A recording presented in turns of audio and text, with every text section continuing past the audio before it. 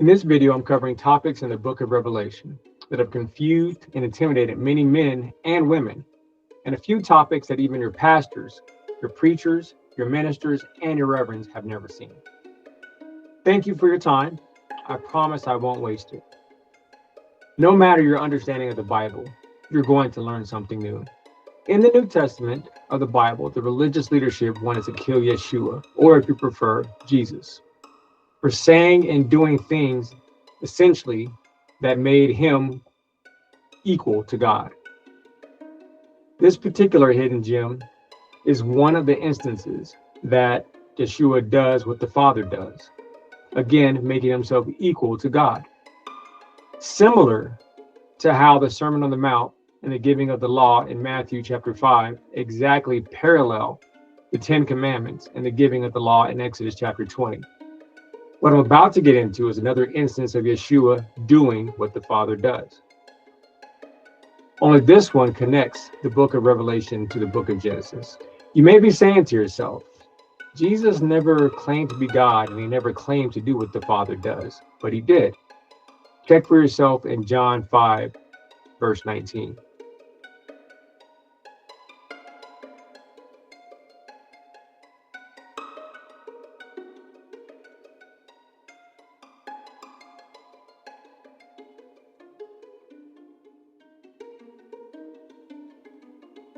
Some not so deeply hidden but misunderstood gems that are included here are the rapture, one of the connections between the book of Daniel and the book of Revelation, and a connection between the book of Zechariah and the Revelation.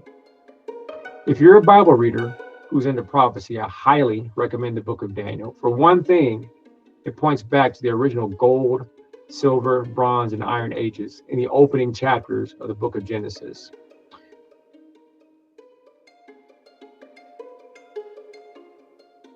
And it points to the gold, silver, bronze, and iron ages leading to the very end, the end of days.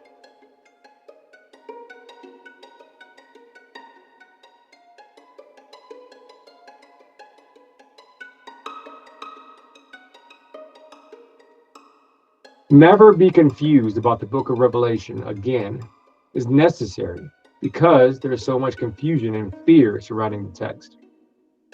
There's even many Christians who believe that the book of Revelation is so graphic and intimidating that it doesn't actually belong in the Bible. But taking the time to unravel the mysteries of the Revelation will virtually take you through every book of the Bible. Personally, I've always liked the book. My older brother introduced me to it when we were little.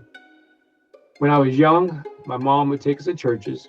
They all started around 10 o'clock, and they ended whenever they ended. The preacher would tell everyone to open their Bible to a particular book and chapter. It was never the Revelation.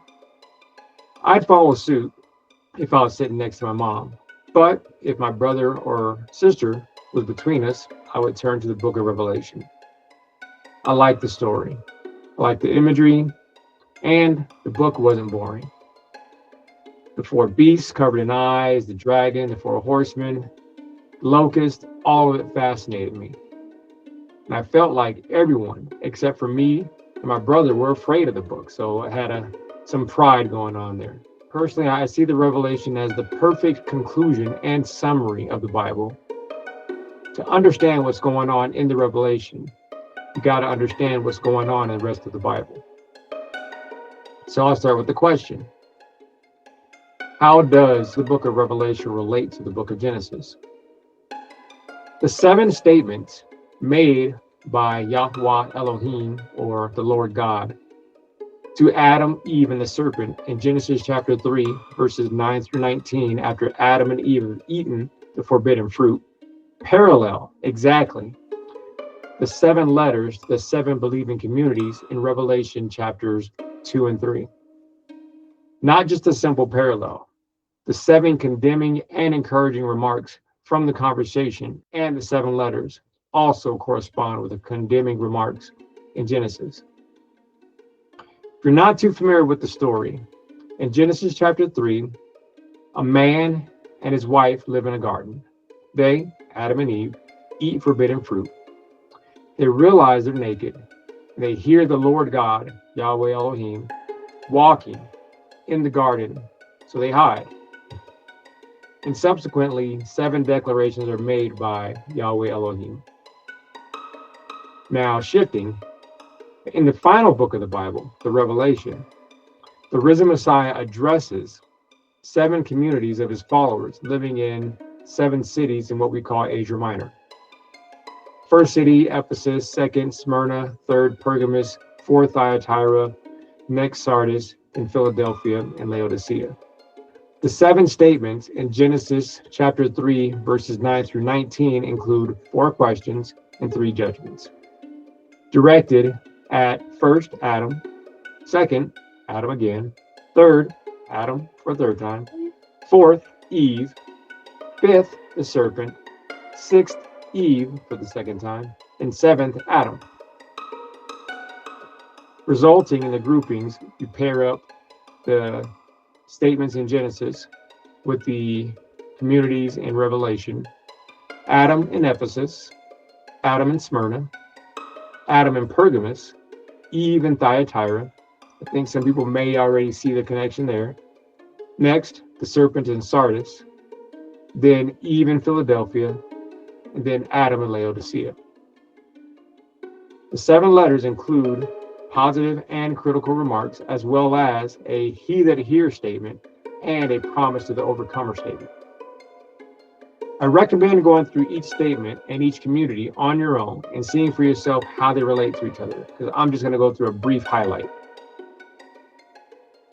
Ephesus/Adam. In Revelation chapter 2, verse 1, the first believing community to be addressed is in the city of Ephesus. And the condemning comment to Ephesus is, "You have left your first love." This condemning statement corresponds directly with the Lord God, or Yahweh Elohim's, question to Adam in Genesis chapter 3, verse 9. Where are you? The overcomer in Ephesus is allowed to eat from the tree of life, which opportunity Adam forfeited. So summing up Ephesus, like I said, these are going to be short. Please look into them.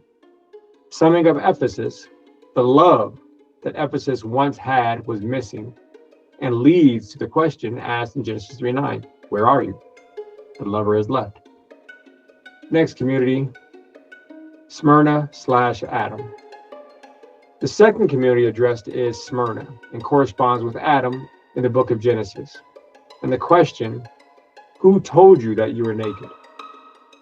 The evil speaking of the synagogue of Satan is the criticism of the passage.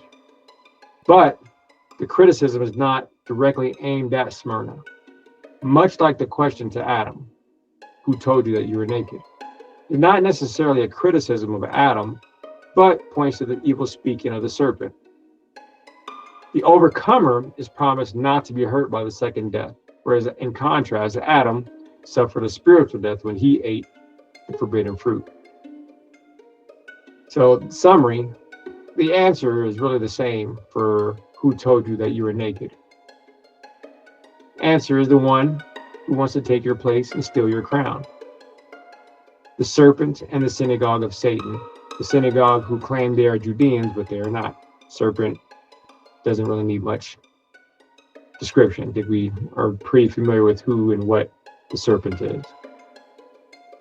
Next community, Pergamos/Adam.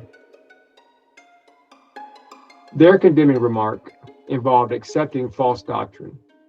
Pergamos' condemning remark corresponds with the third question to Adam. Did you eat from the tree that I commanded you not to? In the Bible, fruit is often synonymous with doctrine and works. Good trees bring forth good fruit. Bad trees bring forth evil fruit. I think everyone, or most people that read the Bible, are familiar with that comparison. The false doctrine in Pergamos corresponds with a bad tree and its evil fruit in the book of Genesis. The overcomer in Pergamos is promised to be given a new name. Adam and Eve had been given a name/identity by Yahweh Elohim that they forfeited when they ate the fruit and adopted a new identity. Not sure if you really see Adam this way, but Adam essentially became a Satan worshiper. Maybe a bit much. The summary for Pergamos in Adam would be a caution against false doctrine. The last few thousand years are witness to the result of allowing false doctrine to influence life.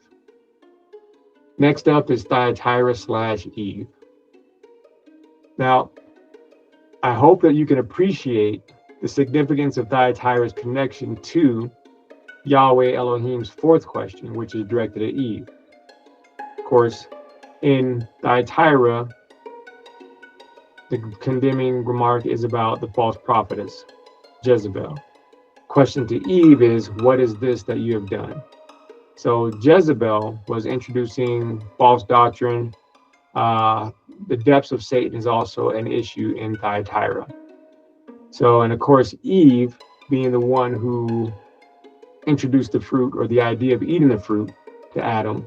So she spoke for the serpent, again, tying her to Jezebel. So I think this one is pretty straightforward, pretty easy to see. In summary, Thyatira was basically condemned to receive the same suffering that Eve, or like Eve, was subjected to Adam, and was had to suffer during childbirth. Thyatira similarly had to suffer. So moving on, Sardis/the serpent is next. That's the fifth community. And Sardis is hit with the condemnation right from the start of the letter, and is spoken to as if Sardis is an adversary. Their community is similar to the serpent in that their condemning statement is, you act as if you have a name, but you're dead. Of course, Satan is considered dead, does not have the spirit of life in him. The fifth statement in Genesis, chapter 3, verses 14 and 15, is directed at the serpent. So this is very fitting that Sardis falls as the fifth community, and they're what's considered an apostate community. But the overcomer in Sardis is promised to be clothed in white raiment and not to have their name blotted out of the book of life. Satan and those who do not overcome in Sardis will not be clothed in white and do not have their name in the book of life. Pretty straightforward. The summary for Sardis: Sardis was judged lacking and overall was viewed as an adversary. Doesn't get too much worse than that. Next up, the sixth community and the sixth statement in Genesis chapter 3 is Philadelphia. The corresponding remark in Genesis chapter 3 verse 16 is directed at Eve. There's a contrast between Eve and Philadelphia. More of what Eve, or who Eve was created to be. There's still direct correspondence between Philadelphia and the sixth question, or the sixth statement in the book of Genesis. Whereas Eve failed to hold, or whereas Eve failed to wait for God to return, and she failed to hold to the word, it resulted in her being put in submission to Adam. Philadelphia, again in contrast, is encouraged with, behold, I come quickly. Hold fast what you have, that no man take your crown. So many people don't realize this, because Eve is often portrayed, or females are often portrayed as the problem. It's a real male chauvinist perspective. Seeing that, oh, well, you're the woman, or the female was put into submission to the man. That's a whole separate topic.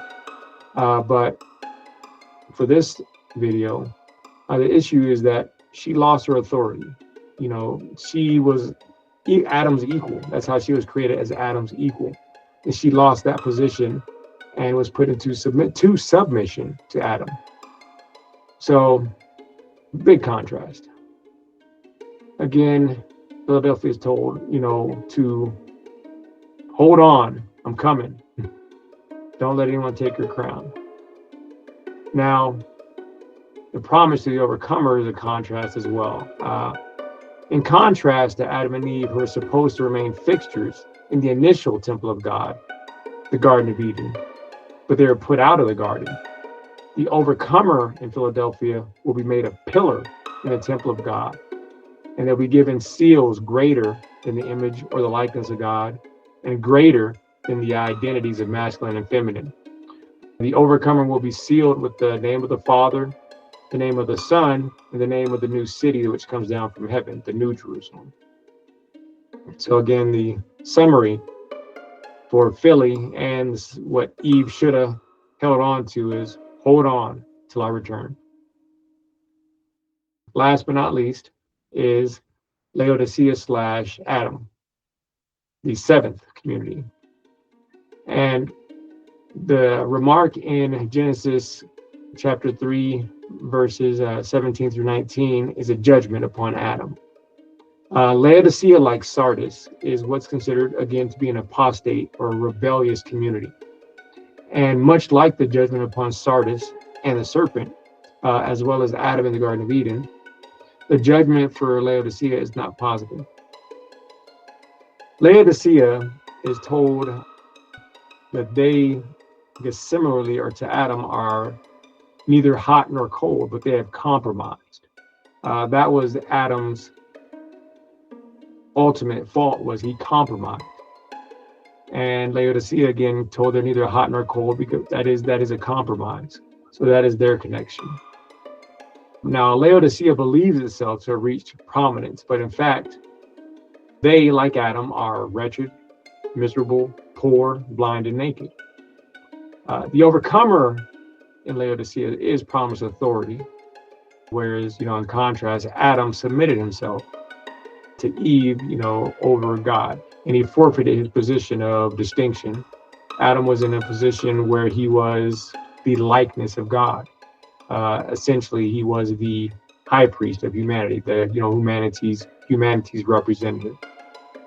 So the summary for Laodicea, again, Laodicea was told how they look in God's eyes, and also in contrast, I'm not sure if it's in contrast, you'd have to let me know what you think. Laodicea was given the opportunity to redeem itself. My question, please leave them in the comments if you have an answer, is, can Adam be redeemed? Can Adam be saved? I don't know. Again, I'd be curious to hear what you have to say. So this is new information if you haven't heard it before. And I know the first instinct of the majority of people, I'm a person too, and when I hear something new, my first reaction is, nah, what I already know is right. By default, I think that's the majority of people. When you hear something new, your first instinct is to kick it out like, nah, that can't be it. If you've already accepted something, we base our lives off of the understanding that we hold. Whether it's right, whether it's wrong, whether other people see it one way or the other, what we see as the truth, that's the truth. And so, again, with this, because it's new information, I get it. I understand if you hear it and you're like, nah, can't be it. But I would say, check it out. So moving on to the second question. Do believers go through the revelation? Yes, but not all. You can actually see 3 of the believing communities in the revelation. I've heard them called tribulation saints, but they are the believing communities from Revelation chapters 2 and 3. Thyatira shows up as the last community on earth before the wrath of God is poured out. She's in Revelation up to chapter 14, verses 12 and 13. This is right before the rapture event. Yes, a rapture event does occur. Now, in this video, I'm only showing the verse where the event takes place, what it will look like, whether people will be raised off the earth or they'll be fully saturated in the Spirit of God. We'll have to wait and see. But again, I'll show the exact verse where it takes place in the book of Revelation. Now, Sardis in the book of Revelation, again, communities there's 3 of them that are in the Revelation after chapter 6. Sardis shows up in Revelation chapter 11, verse 13. In a lot of Bibles, it's not very clear. There's a difference, Two of the communities, Laodicea and Thyatira, they're identified, it says the saints of God, so they're easy to spot. Sardis, again, corresponding with Satan in Genesis chapter 3, that tag is just hung on Sardis. They don't get that saints label, but they are identifiable. In Revelation chapter 11, verse 13, the term men of name is the connecting link to Sardis in Revelation chapter 3, verses 1 through 6. We're told that they act as if they have a name, but they're dead. So name is the connecting word. It's not obvious in a lot of Bibles, like I was saying, because the translators, much like the misplacing of the start of Genesis chapter 2, that was the last video, they decided to use the English word of to translate the Greek word onoma, which is translated into English as name over 200 other times in the New Testament. So why they used of, not a clue. So the verse reads, you may read in your Bible, in the earthquake, in Revelation 11:13, in the earthquake were slain of men, again, in the earthquake were slain of men 7,000. Instead of reading, in the earthquake, 7,000 men of name / I believe that means prominence, were slain. But again, that's Sardis. Men of name were slain in the earthquake. Final community, Laodicea. Well, Thyatira is the final community, but Laodicea, final community I'll bring up of showing where they are in the Revelation, is in Revelation chapter 13, verses 7 through 10. Again, three communities go into or appear in the Revelation after chapter 6. So, question is, where are the other four communities? Philadelphia stands alone as the one community that's told she won't experience the trials of the Revelation. I'll add a visual aid to explain what happens to the other three. If you're vision impaired or you just don't see the image on the screen, visualize a menorah. A menorah is a 7-branched candlestick. You have candles going through a center branch. So 3 on one side of the center branch, 3 on the opposing side of the middle candlestick. You have Ephesus on one end of the branch that it shares with Laodicea. It passes through that center branch. So again, Ephesus passes through to Laodicea on the other end of that branch. Next branch in is Smyrna on one end of the branch, passing through the center branch to reach Philadelphia on the other end of that shared branch.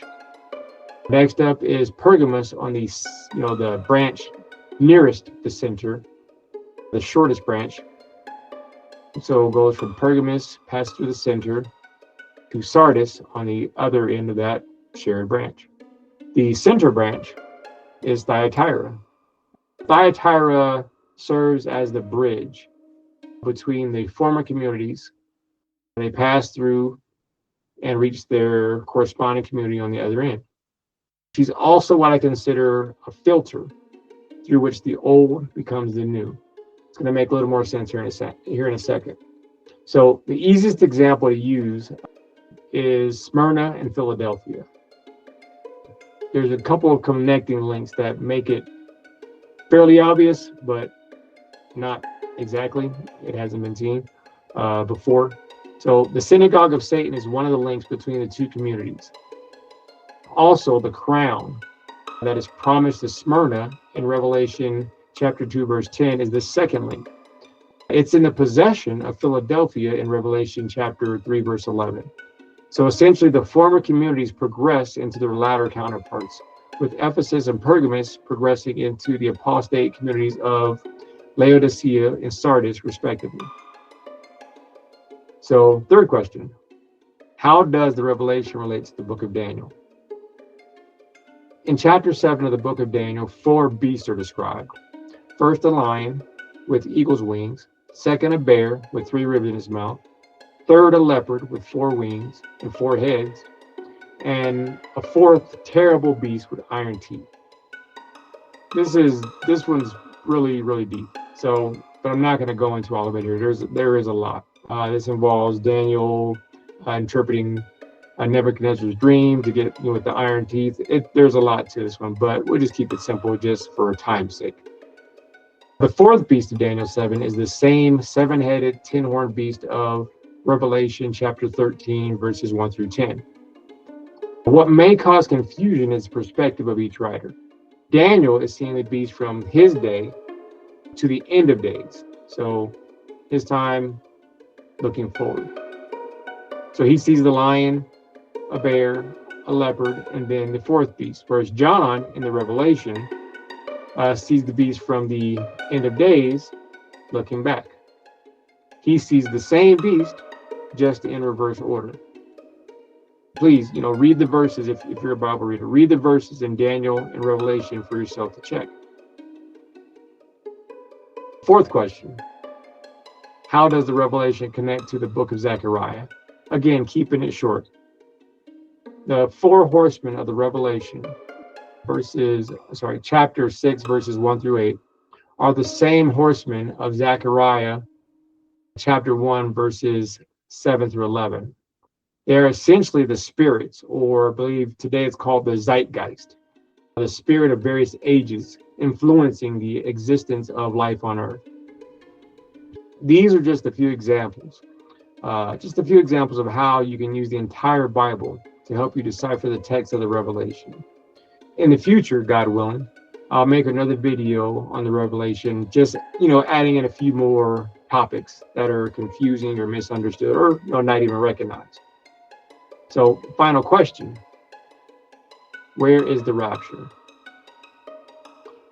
The rapture happens after the seventh trumpet is blown in Revelation chapter 11, verse 15, and after the remaining saints of God are removed in Revelation chapter 14, verses 12 and 13. Then, in Revelation chapter 14, verse 15, an angel cries out to the Son of Man who's sitting on a cloud to reap his harvest. And in verse 16, he does. That's the rapture. Final word. There's a lot of talk in some church circles about when the end times will begin and what will be the sign that we're there.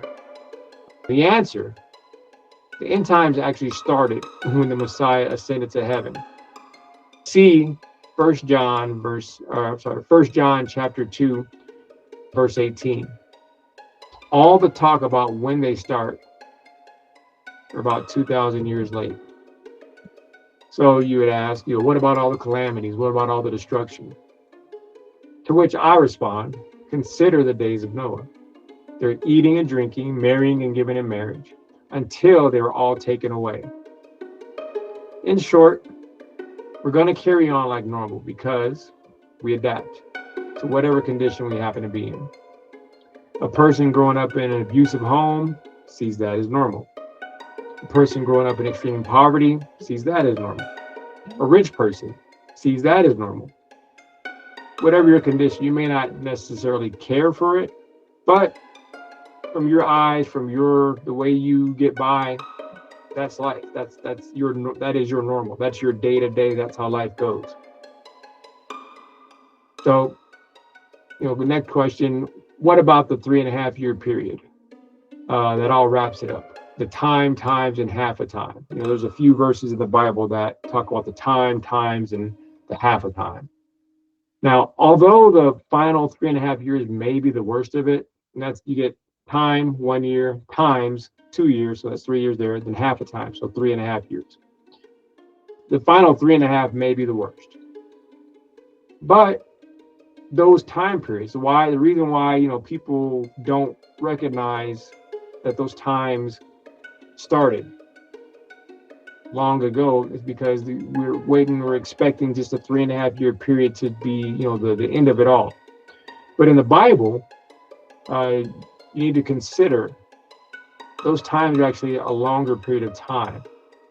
They include what's known as the time of Jacob's trouble, the times of the nations or Gentiles, and the divided time, also known as the abomination of desolation.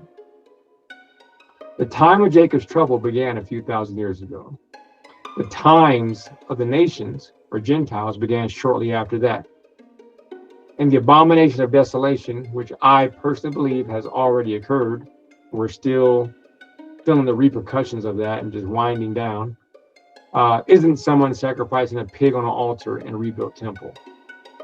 A rebuilt temple, if people are making sacrifices in, if you're a Christian, you have to consider if the Messiah came, you believe that, if you believe that, and he gave his life for the sins of the world, then anyone making a sacrifice after that, anything, whether it's a goat, whether it's a bull, whether it's a ram, whether it's a sheep, sheep on, the day of Pentecost,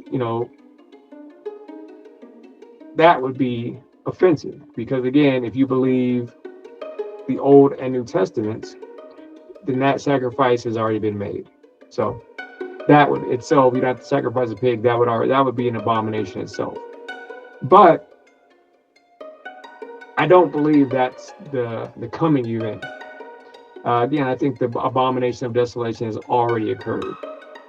There's, I guess, what I would put in terms as three definitive abominations of desolation in the Bible. Of course, the final one is not recognized. But the first occurred in the Garden of Eden. That was the corruption of man's spirit. Second occurred in Genesis chapter 6, when the angels were cohabitating with human women. That was the corruption of man's soul. And again, I believe the final corruption has occurred. I think it's the attack upon man's flesh. So you have that soul, you have spirit, soul, flesh. That's our makeup. And that final desolation will complete the corruption of God's creation. So what does that final attack look like, just, on the ground? Definitely a topic for conversation. Hit me up in the comments and let me know what you think. I'm very curious to know, your perspective, what you have to say. So thank you for your time.